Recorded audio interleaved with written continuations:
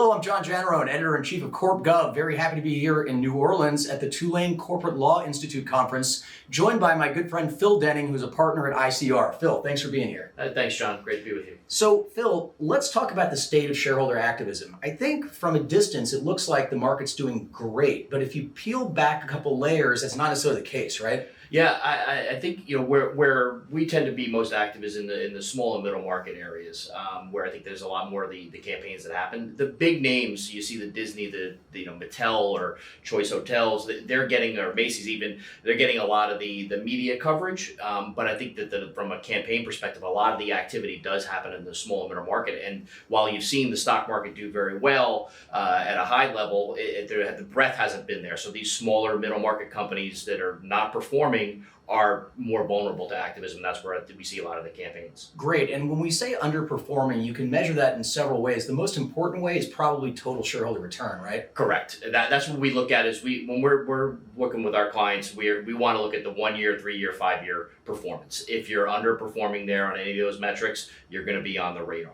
And you have a sense as to your peer group, how you're doing, but you also are like, you may not be under as much scrutiny when you're a small company, where you might not have the same number of analysts covering the company, so that they tend to be able to skate by for a little bit. But once they are on the radar, they are much more vulnerable. Are there, without naming names, can you describe some of the companies that might be activist targets? Maybe they haven't emerged from COVID very well. Any specific sectors? Can you just kind of give us a rough profile? Yeah, I think that again, starting with that overall performance, I think you're seeing in the consumer space, a lot of the companies they generate.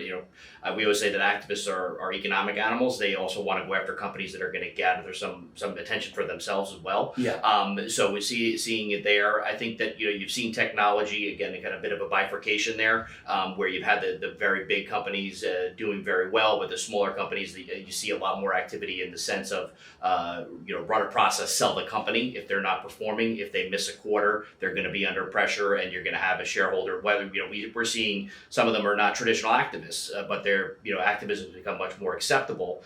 So you see non-traditional activists using activist tactics. They've been big shareholders for a long time, and they're putting pressure on companies. So we're seeing that tech and consumer. That's interesting. Are you seeing more? I'm going a little off script here, Phil. Forgive me. Are you seeing more? Sometimes activists becoming more often activists. Is that happening? I think so. I think you're seeing the opportunity to say, hey, look, you used to be like, what, if you weren't happy, sell your shares, go away. Yeah. Now you've been a long shareholder for a long time, big shareholder for a long time. You're just like, hey, you could go and try to find somebody else to be the lead, or you could start to, kick up some of the dirt yourself and put pressure on the board. So I do see that now, where you're having just, first time or the occasional activist. And they tend to be different, because the more traditional activists, you have a little bit more sense as to how they're going to manage a campaign and how they're going to escalate.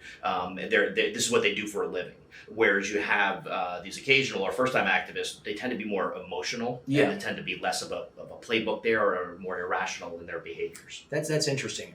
Shifting topics, let's talk about the universal proxy card, which is relatively new. I think there's still speculation about how much of an impact it's going to have. What are your thoughts, and what are you seeing? Yeah, I think it's still early, but I do think it's something that's going to have a greater impact, where I think that you're going to see what the perception is there could be more settlements, right? So you have the ability now to pick and choose with the proxy card. It's the one ballot. So if you think about going to to vote, you're not choosing one card and then deciding which candidates to vote for. You've got all the candidates. So therefore, boards that have potentially weak directors are going to be under greater pressure to settle, otherwise a greater risk of an activist getting a seat. So I think that's one thing. And then I think that you're going to see more directors, being more engaged in the defense process, because now becomes very much a personal choice.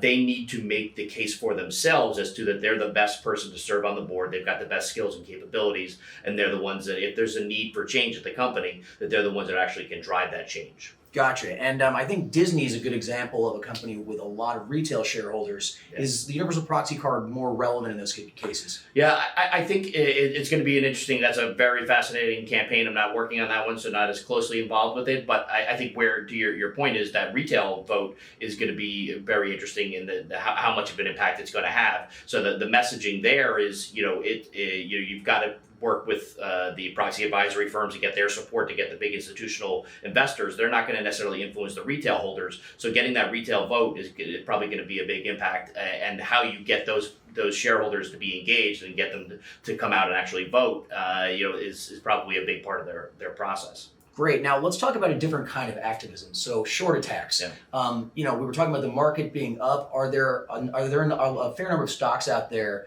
that have shot up with the broader market that are vulnerable to those kinds of attacks? Yes.